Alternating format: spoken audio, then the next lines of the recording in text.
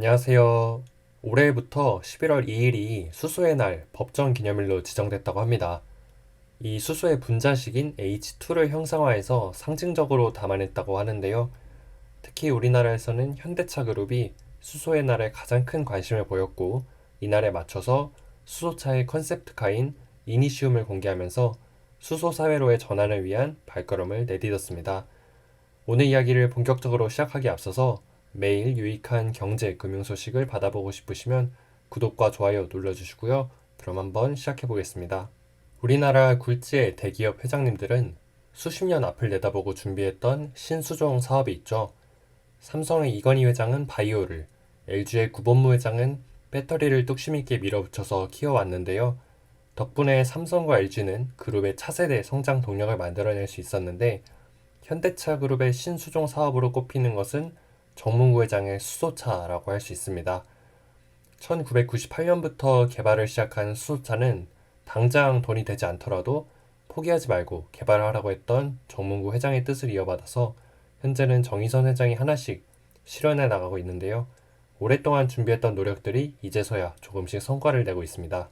2018년에 현대차는 세계 최초로 양산형 수소차 넥소를 출시했는데요. 당시에는 긴 주행거리 그리고 빠른 충전 속도로 주목받으면서 전기차가 아니라 이 수소차가 친환경의 답이었다는 분위기가 형성되기도 했습니다. 물론 여러 가지 미비했던 점들이 많아서 첫 출시 이후에 주춤하긴 했는데, 넥소는 이 현대차가 이 수소차의 상용화 가능성을 입증하면서 글로벌 수소차 시장에서 선두주자로 자리매김할 수 있는 마일스톤이 되었는데요. 현대차는 넥소라는 브랜드를 아직까지 포기하지 않고 차세대 모델을 개발하고 있다고 합니다. 현대차는 그리고 승용차뿐만 아니라 상용차인 이 수소 트럭 엑시언트도 개발을 했었는데요. 아직까지는 크기가 작은 승용차보다 부피가 큰 상용차 트럭에서 이 수소가 효율성이 더 좋거든요. 특히 스위스 같은 유럽 국가에서 수소 트럭을 활발히 도입하고 있는데요. 다만 2020년에는 이 수소 트럭 제조업체 니콜라가 과장 광고와 사기 혐의로 논란이 되면서 상용 수소차 시장에 대한 불신이 커지기도 했었죠. 현대차는 이러한 상황에서도 이 엑시언트를 통해서 수소 상용차 시장에서 원탑으로 신뢰를 쌓아가고 있는데요. 올해 수소의 날에는 7년 만에 새로운 수소차 콘셉트카 이니시움을 공개했습니다. 넥소에 비하면 디자인도 좀 강인해 보이고 주행거리도 1회 충전당 609km 갈 수 있었던 넥소에 비해서 41km 향상된 650km 이상이라고 하는데요. 이니시움은 단순히 수소차를 넘어서 다양한 미래 모빌리티에 이 수소 기술을 적용하려는 현대차의 비전을 담고 있다고 합니다. 그래서 현대차는 이 수소가 청정 에너지로서 다양한 형태로 활용될 수 있다라고 믿고 있는데요. 하지만 그럼에도 불구하고 이 수소차는 여전히 상용화되지 못했습니다. 전기차 역시 화재 사건이 나면서 문제를 일으키고 있는데, 그래도 도로에서 쉽게 찾아볼 수 있을 정도로 상용화 단계에 진입했잖아요. 그 반면에 이 수소차는 정말 찾아보기 힘든데요. 무엇이 걸림돌이었을까요? 우선 수소 충전 인프라가 부족해서 여러모로 불편한 점이 있을 거고요. 또 아직까지는 제조 비용이 높아서 판매 가격도 높은 편에 속합니다. 그러니까 다른 수많은 대안을 놔두고 굳이 수소차를 택할 이유가 없는 것이죠. 따라서 이 수소차가 본격적으로 상용화되려면 충전 인프라 확충과 생산비 절감이 필수적이고, 이를 위해서는 기업 혼자만의 힘이 아닌 정부의 지원도 필요한 상황입니다. 아직까지는 돈을 벌어다 주기는커녕 돈을 까먹고 있는 사업이지만, 현대차의 장재훈 사장은 이 수소차는 우리의 미션이다 라고 선언하면서 개발에 대한 강한 의지를 드러냈는데요. 안 될 것 같아도 사명감을 갖고 밀어붙여서 이뤄내는 것, 그것이 바로 기업가 정신이라 할 수 있겠죠.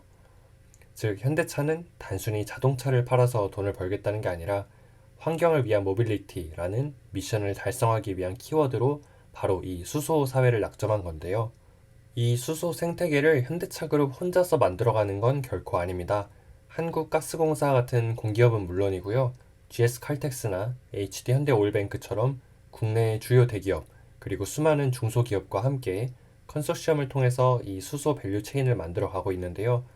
수소의 생산부터 저장, 운송까지 수소 사회로의 전환을 위한 팀 코리아의 노력이 빛을 발하기 위해서는 정부와 국민의 지지도 분명 필요할 겁니다.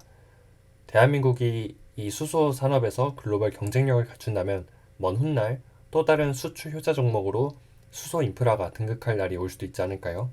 게다가 얼마 전에 현대차 정의선 회장과 도요타 아키오 회장이 레이싱 행사에서 만남을 가졌었죠. 이게 단순히 레이싱 대회 때문에 만난 것만은 아니고요. 로봇과 수소에서 현대차와 도요타가 협력을 하자는 취지에서 만난 거기도 한데요. 도요타 역시 현대차와 더불어 이 수소차 분야에서 글로벌 넘버 1, 2를 다투고 있는 회사입니다. 그런데 이 넘버 1, 2가 경쟁보다는 협력을 통해서 이 수소차 생태계를 구축하고 확장하면 더 빠르게 글로벌 시장에서 수소 산업이 뿌리를 내릴 수 있을 것으로 기대를 해볼 수도 있겠죠. 수소 사회에는 국경이 없다는 것을 보여주는 좋은 사례로 남아서 또 다른 글로벌 카메이커들도 현대차로부터 수소차의 기술을 배워가는 날이 왔으면 좋겠네요. 지난 40년 동안 현대차 그룹이 대한민국 양궁에 투자한 금액이 한 500억 원 정도 된다고 합니다. 그런데 얼마 전에 현대차 그룹은 2030년까지 이 수소차에 11조 1천억 원을 투자하겠다고 발표했는데요. 그러니까 최소 양궁의 222배 이상을 수소차에 투자한 것인데 꾸준한 기업의 후원과 선수들의 노력으로 세계 정상의 자리에 오른 대한민국 양궁처럼 현대차의 수소차 투자도 수소 모빌리티, 수소 생태계, 수소 사회라는 금빛 신화로 이어지길 한번 기대해 보겠습니다. 오늘 영상도 끝까지 시청해 주셔서 감사드리고요. 경제, 금융, 투자 공부를 저와 함께 해나가고 싶으신 분은 구독과 좋아요도 한 번씩 부탁드리겠습니다. 감사합니다.